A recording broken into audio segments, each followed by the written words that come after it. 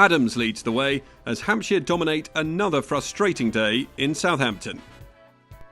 Hampshire lost their last match and looked to improve against new opponents Essex. The visitors were in good form, having secured an important win last week. They looked to continue this going into round 3. Despite a rain-affected day yesterday at the Ageas Bowl, Hampshire still managed to add 41 runs without loss. The opening pair of Weatherly and Adams regularly found the boundary with ease, helping to bring the total to 41 for naught. After just 15 overs, stumps was called though, and the teams were sent back to the pavilion, Essex not managing to find the breakthrough on day 1. The batsmen returned to the crease on day 2, and it was not the start Hampshire were looking for. They lost their first wicket of the day courtesy of Siddle. Weatherly sent packing for 29. But then Vince took to the crease and steadied the ship for Hampshire. Him and Adams batted well through the morning, both players adding numerous boundaries. They took their team into lunch with no further loss.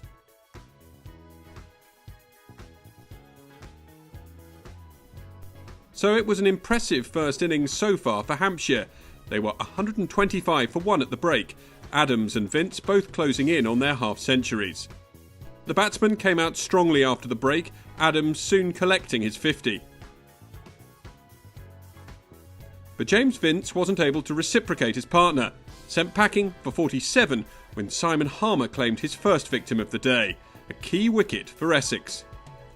Adams and Amler were then the players in bat and contributed well, collecting runs without loss. It then wasn't long before bad light halted play at the Ageas Bowl, the players not able to return before the tea break. The score was 154 for 2 as the players went in. The batsman played well in the afternoon before the delay, Adams still at the crease after reaching his half-century, with Amler looking solid. The home side looking to continue this going into the evening.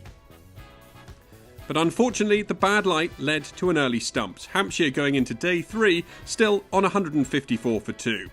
Adams will look to add to his 50 tomorrow, with Amler also looking to keep the scoreboard ticking along. Essex will need a strong bowling display to get the most out of this game, a draw more and more becoming the likely result the longer Hampshire stay in bat. Adams impresses as bad light frustrates in Southampton. Hampshire progressed steadily on day 2 against Essex, the score 154 for 2.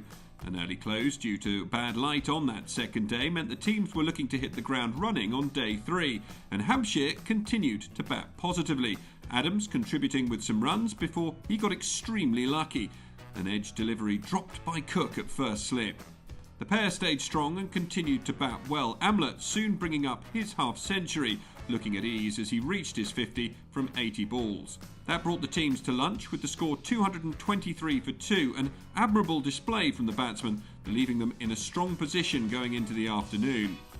Despite a short delay due to bad light, the teams did make it back out after lunch, with Adams and Amler continuing from where they left off. But Essex finally stopped the momentum, Foster catching Amler off Siddle, the South African out for 52. Russo was the next man in, and he started positively, picking up a couple of 4s, but his momentum was halted due to the dismissal of partner Adams, Porter trapping the batsman LBW, sending him on his way for an important 87. Soon afterwards, play was once again interrupted with bad light, and the players came off for an early tea. It was a short afternoon session to look back on, but Essex could be fairly content with the 2 wickets they picked up. Credit, however, also to the batsman, 87 from Jimmy Adams, proving valuable for Hampshire.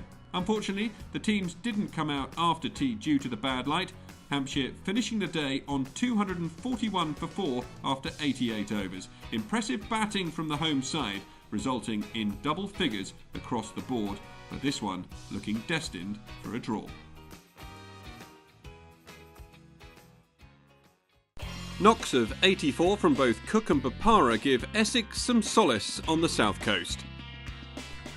Hampshire and Essex were frustrated by the weather once again on day 3 at the Ageas Bowl, both teams only really playing for bonus points on the final day, with Hampshire resuming on 241 for 4.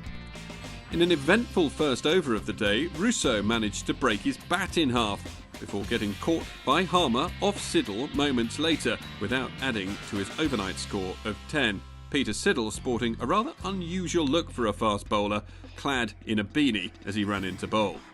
bad start for the hosts, and new batsman McManus attempted to push the score along, managing 16 runs before he was caught behind off Cook. That brought Abbott to the crease, and with 10 overs left to maximise batting points, the South African played aggressively, punishing the Essex attack. He scored 43 of 35 balls before Cook finally brought his entertaining innings to an end, taking a catch off his own bowling. New batsman Wood then helped his side reach 350 in the 109th over, securing 4 batting points for the hosts as a consequence. Hampshire, unsurprisingly, then declared on 351 for 7, a good first innings outcome considering the circumstances. Adams and Amler the main contributors, with Abbott's quick-fire innings proving to be very useful in ensuring the unlikely 4th batting point. After a long wait to bat, Essex's openers Cook and Brown came out to the middle for a tricky 5 overs before lunch, but the pair survived through to the break, the score 12 without loss. Both batsmen looked solid when they returned to the crease for the afternoon session, and they played positively. It wasn't for a while before Brown was sent on his way, eventually out, caught by Adams off the bowling of Wheel for 26. Just 3 balls later, Wheel picked up another important wicket. He removed Wesley for a duck, the ball caught by Amler at first slip. Lawrence was then sent on his way for 6 in the next over. He was pinned LBW by Carl Abbott. 3 very quick wickets lost for the visitors. Cook and Bopara were then at the crease, and they batted superbly. Cook soon brought up his half-century, that landmark coming from 84 balls, including 8 boundaries. Solid batting from the pair saw Essex through to the tea break. The score at this stage, 104 for 3. Despite some quick wickets from Wheel, batting looked comfortable, and Cook would have been happy to surpass his half-century.